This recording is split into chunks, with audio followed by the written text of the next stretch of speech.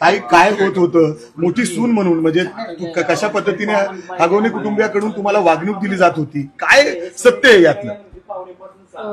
म्हणजे त्या घरामध्ये माझी जी नणंद आहे करिश्मा हगवणे आणि माझे जे दीर आहेत आणि माझी जी सासू आहे की त्यांनी कायम मला टॉर्चर केलेलं आहे.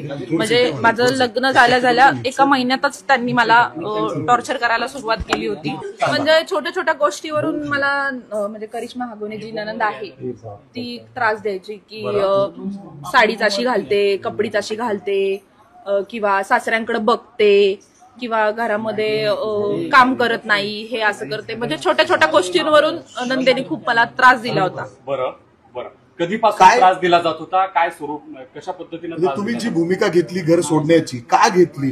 वैष्णवी हगवण्याबरोबर काय होत होतं नेमकं, तुम्हाला माहिती असावं हे सगळं? नाही, मी घर सोडण्याची भूमिका नाही घेतली. माझ्या मिस्टरांनी मला इथं आणून सोडले. की का तर ती लोक खूप क्रूर वृत्तीची लोक आहेत. ती मला म्हणजे जिवंत ठेवणार सुद्धा नाही, हे त्यांच्या मुलालाही चांगलं माहिती आहे. म्हणून त्यांनी मला इथं, मी माझ्या आईकडे सुखरूप राहील म्हणून त्यांनी मला इथं आणून सोडलं होतं.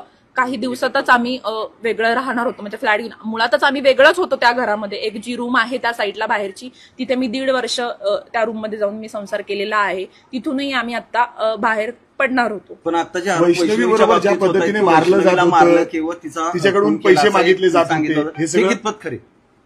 असं होऊ शकतं घरात? ते काय वातावरण वगैरे होतं असं मारण्यास? म्हणजे ती लोक कोणत्याही पातळीला जाऊ शकतात, तेवढी ती विचित्र लोक आहेतच. पण हे तिला जे मारहाण चालू आहे किंवा काय, म्हणजे आतल्या गोष्टी आम्हाला बाहेर कळत नव्हत्या. मला म्हणजे जे काही कामगार लोक आहेत त्यांच्या थ्रू कळायचं की तिला मारहाण झाली किंवा हो. मी माझी म्हणजे ती सक्की जाव असून आम्ही कधी एवढ्या वर्षात बोललो सुद्धा नाही. 2 वर्षात. का कोण थांबवत होतं तुम्हाला वैष्णवीशी बोलायला? मला नव्हतं कोण थांबवत, कारण की मी सगळ्यांना प्रत्युत्तर देत होते म्हणून मला कधीच कुणी थांबवलेलं नाहीये. पण वैष्णवीला कायम जाच झालेला आहे माझ्या नंदेकडून आणि दिराकडून की तिच्याशी बोलायचं नाही, ती चांगली नाहीये म्हणून. असं आता आई वडिलांनी जे सांगितलं तिच्या संपूर्ण एवढं मारलंय तिला, एवढं मारायची ते म्हणजे मला घरातलं काहीच माहित नाही. कारण की मी तुम्हाला सांगते ज्यानुसार की मी 1.5 वर्ष वेगळे राहिले होते. काम करणारे लोक सांगायचे. हा, ते काम करणारे लोक सांगायचे मला की तिला एवढा त्रास आहे तेवढा. पण आपण माझे मिस्टर तिच्या पतीला एवढे पण बोलायचे की तू एवढा त्रास देऊ नको. तर तो बोलायचा की तुमच्या नवरा बायकोंबद्दल तुम्ही बघा, माझ्यामध्ये बोलू नकोस किंवा पडू नकोस.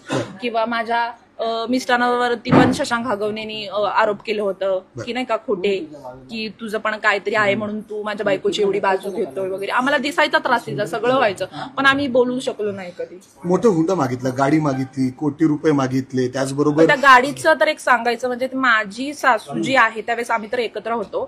त्या पाळण्यावरती झोपाळा जो आहे आमच्या घरातला हॉल मधला, त्यावरती ते बसून तिच्या मम्मीशी बोलत होता की तेव्हा मी हे ऐकलं होतं की हा फॉर्च्युनर पाहिजे, कसं सगळ्या ब्रँड गाड्या असल्या की कसं चांगलं दिसतं ना, हे हा शब्द मी ऐकला होता त्यांच्याकडून. बरं, तुम्ही स्वतः ऐकले? हा, मी स्वतः ऐकला होता. बरं, म्हणजे पैसे हे सगळं मागायचे ते? हो, शशांक हगवणे तर त्यांनी तर सगळं मागितलेलं आहे. मी स्वतः पाहिलेलं आहे की तिच्या वडिलांनी गॉगल, मोबाईल, जे काय वॉच आहे ते माझ्यासमोर घरामध्ये आलेलं आहे, बघितलेलं आहे. आणि त्याच्या म्हणजे तो त्याच्यावरती पण एवढा आम्हाला रुबाब दाखवायचा माझ्या मिस्टरांना की बघ मी कशी तिला धाकात ठेवलीये वगैरे, नाही का, की आम्ही सगळं घेतोय करतोय वगैरे.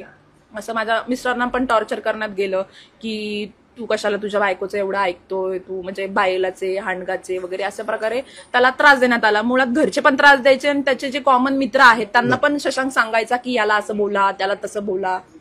मग ते त्यात पण त्रासाला माझे मिस्टर कंटाळले. एक सीसीटीव्ही समोर आलंय ज्याच्यामध्ये तुम्ही मोबाईल, म्हणजे तुमचा मोबाईल हिसकलेला आहे, तुमचे कपडे फाटलेत, तुम्ही रस्त्याने पळताय. काय नेमकं घडलं होतं तुमच्यासोबत त्यावेळेस?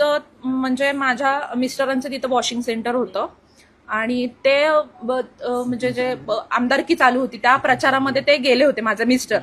आणि घरी मी इकडे बाऊबीज करून मी माझ्या घरी गेले होते उशिरा.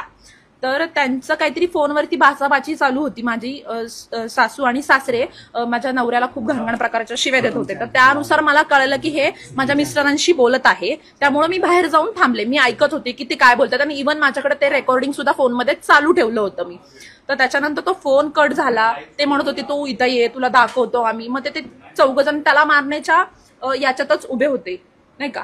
पण मला वाटलं नव्हतं की ते कदाचित माझ्या अंगावर येतील. पण ती तिकडून माझ्या सासूबाई अशा म्हटल्या की घराचं वाटोळं केलंय हिने, तर मी त्यावरती काही रिएक्शन दिलं नव्हतं. पण माझी जी नणंद आहे करिश्मा हगवणे, तिने खूप खूप म्हणजे घाण प्रकारचा शब्द वापरला, जो मला म्हणजे तिने प्रवृत्त केलं उलट बोलण्यासाठी, की त्यानुसार मी उलट बोलले. तर मला माझ्या सासऱ्यांनी मारहाण केली, माझे कपडे फाडले, त्याच्यानंतर नंदेनी पण मारहाण केली, सासूनी पण मारहाण केली, आणि माझा दीर शशांक हगवणे यांनी मला खाली पाडून माझे केस म्हणजे इंदळून त्यांनी माझा मोबाईल घेऊन, कारण की मोबाईलमध्ये माझं रेकॉर्डिंग चालू होतं हे त्याला माहिती होतं, आणि ते मोबाईल ओढून घेऊन तो पळत गेला. आणि त्याच्या मागे मोबाईल घेण्यासाठी मी पळत होते, कारण की माझ्या त्या मोबाईलमध्ये सगळे प्रूफ होते, म्हणून मी त्याच्या मागे पळत होते.